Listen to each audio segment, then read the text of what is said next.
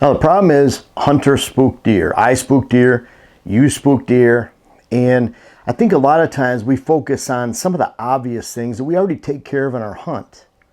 For example, most of us wear some type of camo when we're bow hunting. Some type of camo is better than wearing a white t-shirt out there or something that sticks out that's blocky to them. Yeah, deer see in shades of gray, black, white, but to wear blaze orange, just wear a blaze orange shoot, obviously you're going to be sticking out when they come through if you're trying to bow hunt at 30 yards. Obvious you're not going to sit, and I hope you guys out there, when it comes to a deer smelling you, you're not looking at like, well, if I use this spray, if I use this gel, if I use this scent contraption machine and I blow my scent directly at those deer, I'm going to be good. I would hope that the majority of you out there are looking at that. I need some type of help with my scent. Maybe walking in, not leaving a scent trail. But when it comes to spooking a deer on your stand, you've already taken care of that. Meaning that you're not going to rely on something to hide your scent. Your best form of scent control is where you blow your scent. That way deer can't get your scent. They're not going to smell you. Same with the deer seeing you. Now I'm talking about what spooked deer the most, and I'll get to that. But when it comes to a deer seeing you, how many of you walk through a bedding area to get to your stand? How many walk through a food plot with a bunch of deer on to go sit in your blind? Now I've seen that. I've seen people do that and they think the deer are just going to come back, and some of the does and fawns do. It depends on where your standards are at. You know, I have a lot of people that say, well, you know, this is ridiculous. You're looking at it too seriously. You know, that just go out in the woods and enjoy it. Hey, I'm fully embrace that. Just go out in the woods and enjoy it. But if you're the type of person that wants to shoot one of the bigger bucks in the neighborhood, if you're the type of person that wants to better yourself, if you're the type of person that wants to improve every year, then this channel's for you. If you just want to go sit in the woods and enjoy the scenery, we'll give you a lot of visuals and B-roll. Dylan does a great job of sticking a lot of B-roll in there when we're out in the woods, and squirrels and birds and lots of stuff going by. I had I don't know if we'll be able to get it on film. Dylan, I don't even know if I showed you that with the owl coming in. Nope, not yet. Yeah, the owl came in and landed and the deer spooked from it. There's a lot of that, but if you want to improve yourself, that's what we're talking about here. So I know that most of you worry about your scent, not relying on some contraption or something to hide it. Most of you won't walk right through where deer are at to go get in your stand because you're going to spook a bunch of deer. And, you know, if you have any experience hunting, most of them aren't coming back, especially the older ones. We think of these things. We plan our routes in accordingly. I'll give you a couple tips with that, planning your routes. For one, I like spraying down my legs. I like keeping my clothes clean so I don't leave this giant scent trail through the woods every time I go to a different stand. And you can imagine a couple guys in a weekend of hunting, you just saturated your hunting grounds with scent by just not keeping clean boots and clean legs. It's totally different to leave scent on some brush when you're walking by, as opposed to your breath in a cloud being taken by the wind into a deer's nose. Or you just smelling in general and the wind blowing that scent into a deer's nose. You know, totally different. But when you're going in and out, obviously in the afternoon you're trying to avoid bedding areas when you're going to your stand, because deer are bedded during the daylight. So you're trying to go around where you think they might be bedded during the day. A buck's daylight home bedding area is a sacred area. Does and fawns, they're just next to almost every major food source. There's does and fawns bedding. But when you have a mature buck, that's a sacred area. Does and fawns, if you spook them away, that's a sacred area too. So in the afternoon, you're avoiding bedding areas. In the morning going in, before daylight, you're avoiding major food sources. That's where all the deer are at. You're spooking deer on the way in, spooking deer on the way out. You obviously don't want them to smell you, blowing your scent cloud towards them when they're getting in and out, and not letting the deer see you. But what about your sound? How many of you hunt with noisy clothing? You know how people say, well, I don't want to spend that much for gear. For one, a lot of that cheap gear wears out after a few years. You end up spending more than you would have for quality gear, quality clothing, quality jackets, hats, gloves, by buying cheap stuff over a 15-year period because it wears out, zippers fail, it's no good, it's loud, than you would if you bought quality gear to begin with. But bottom line is, a lot of that cheap stuff is noisy. A lot of cheap stands are noisy. We use Family Tradition stands, for example, and they're made with USA steel in Charlotte, Michigan. Jack Turner's the owner. Email them if you want more information on those stands, but they're USA steel. They're quiet. They're not tingy aluminum, something like that.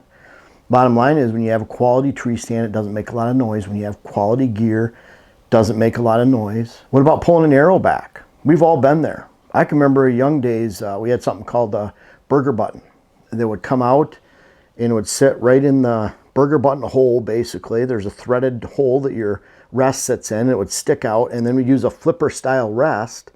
The arrow would sit on the flipper style, and then that burger button could be adjusted left or right for where that arrow would sit, and that gave side pressure, and it helped hold it on the arrow better. It was actually a Teflon tip, some of the nicer ones. It'd hold it right on there. And there was Teflon tip because it was quiet when you drew the arrow back. How many of you have been there when you're pulling back and the arrow just deer and just turns and looks right at you?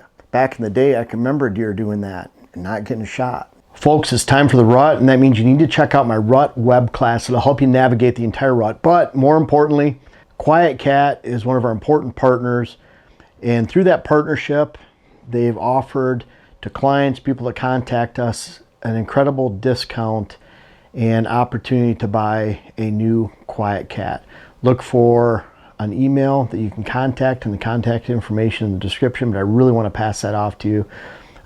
We don't do that very often, but I want to make sure you guys don't miss out if you're looking and in the market for a new QuietKat. Use quality bows, rests, gear, nothing shaky. I can remember cheap quivers back in the day. When you'd shoot, they'd rattle. Well, when it rattles, then deer will hear it run away. Sticks breaking, leaves on the way into your stand. It's a little bit more natural. I think you can get away with a little bit more of natural noises.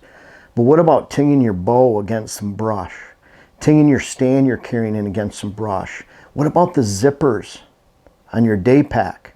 The Velcro on your release, the Velcro on your pack? All noises, noises, noises that can spook a deer. I tell a story often, but there's been times where I've gone in for the quote perfect sit.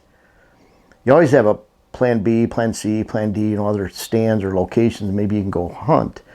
But I go into a stand, I think I had a good approach. I expect if a buck is going to come, because a lot of times when you're hunting small properties, that buck's bedded 100, 200 yards away, or he's not there at all, because it's open timber around that. It gets to the next neighbors, gets to a house, gets to an open field, gets to a non-bedding area, a wet swamp, whatever it might be. And so when you get into that stand, he's either right there or not at all. And I have a lot of stand locations like that, especially on smaller properties. Completely different when I'm hunting a giant cruising funnel, rut funnel back on public land. Because the buck I might spook going in might not be the buck obviously I'm after shooting. It might be the buck that's 2 miles away when I sneak in a big wilderness area that's coming to me at 1 o'clock in the afternoon. He wasn't even anywhere near when I made those noises on the way in. So, but those small, intimate, private parcels, you go in, and I've gone into a stand, had a great approach, getting in the stand, got in the stand, pull up my bow, and bam, bow hits one of the steps coming up, or hits a stairway, and it's that clang ting. I can guarantee you, if you're after any buck that's 3 to 4 years of age and older, maybe even 2 in some locations, he's going to hear that, let alone a mature doe. They're going to hear that. They're going to know exactly where that sound came from, and they're not coming over. You won't even know that they were there because they spook. If you have cameras and you have a network of cameras in an area, you have a neighbor, he might tell you, yeah, this big buck came running by at 1 o'clock in the afternoon. Well, it's because you were noisy getting out of your stand at noon. In a lot of high pressure states, you know why deer move in the middle of the day a lot? Because they get bumped. They get moved. People are getting in and out of their stands. That's the number one time, 11 to 1, 2. People are getting in and out. You think, wow, the deer are moving during midday. No, it's your neighbor 3 parcels away was noisy getting into a stand. And I'm sure you can see where this is going. You take care of scent, you take care of sight, but how well do you take care of your sound? How many hunts are ruined just getting into the stand a half hour before daylight? You make a sound, deer hears that metallic ting, unnatural noise especially, 200 yards away, 300 yards away across the hollow, he's not coming over. That imprints on him. I bet you his heart rate goes from 100 to 200 just hearing that noise 300 yards away. Stress. It's a pinpoint of stress all the way over there. I believe they pattern that. It's kind of like with a grunt call at 60 yards. You blow a little soft grunt, he's walking away from you, all of a sudden he stops. Don't know if you even heard it. Blow it one more time, he looks right over in your direction before you can get the grunt call back. If you don't sit tight, he'll pinpoint you when you try to put it back in your pocket. You got to wait till he's walking, gets behind a tree. They have the ability to hear a sound in the woods. Obviously, they're 365/7, but they have the ability to hear that noise and pinpoint to within a few feet exactly where that noise came from. Why do you think it'd be any different on the way into your stand an hour before daylight? What about when you're getting out of your stand at 11 or 12? What about if you're going into your stand at 3 or 4 in the afternoon? What about when you're getting out in the afternoon, evening? Think about this. You had a long day, sit. Maybe you hunted somewhere in the morning, hunted somewhere in the afternoon. You just can't wait to get back and get some food. Maybe a couple beers, whatever. But you're in a rush out of your stand. You make some noise after dark. Didn't see anything. It's almost like if you didn't see anything, it's worse because that buck or those deer might be on their way. You make noise getting out of your stand, they're going to pinpoint that. They might even be close, and they might not come back for 2 or 3 weeks, especially that older buck, older mature animal. Think about sound and its ability to spook deer long before your sit even begins. We were hunting, I hunt a different piece now in Wisconsin than I did from 2002 to 2013. Hunted one piece then and then another one since 2014, but I hunt the neighbors now. That used to be the neighbor. So it used to be when the other people hunted next to us from 2002 to 2013 that we would hear their four-wheeler start at their house. They had to drive down the road a quarter mile, drive back a quarter mile, and then drive a half mile up onto the property. By the time they turned their key at their garage, the four-wheeler, and headed down the road, the deer were clearing their parcel and running onto ours because they'd seen that pattern before. No different than, was it Pavlov's dog? Is that ring the bell, comes to the food, ring the bell, comes to the food, ring the bell, don't put the food there, dog still comes. Ring the bell again, he still comes. If that was the type of experiment it was. But bottom line is, you can pattern these animals with just in a few times. They're way better at patterning us than we are of them. Bottom line is, sound. Have you ever thought of how it can ruin your hunt? Goes kind of back to being a predator. You have to hide your sight, your sound, your scent. All three of them together. Think about the 1, 2, 3 rule. And I have to give credit to Dylan for this too. You know what I'm talking about, Dylan? Oh yeah. Senses. We talk about fawns. They need all three of these to pick. They need to see you, hear you, smell you. And even then, a lot of times they stomp their foot a little bit, look at you, kind of wander around, and then they take off. To me, a mature doe needs 2 of those. How many times have you seen a mature doe picks you out in a stand, but walks all the way around downwind of you to get your wind and run away? Happens all the time. Yeah, sometimes when they're skittish in the middle of the season, they hear something, they just run. Mature buck, I believe he needs 1 of these. Once he sees you, hears you, or smells you, not 2 or 3 combined, he's gone. And a lot of us plan, again, for scent and sight. But don't ever underestimate the ability of noises you make, your gear makes, your tree stand makes, your bow makes, or even noises walking in, tinging, the straps, snaps, buckles, Velcro. Don't ever underestimate those sounds and their ability to ruin your hunt. Not only in the beginning of the season, end of the season, all day, morning, afternoon, evening, the next hunt the next day. It's a very strong sense to deer that I think a lot of us underestimate. And if you go in thinking that you need to cover your sound too, you'll be on the way to not only not spooking deer, but finding success this fall and beyond.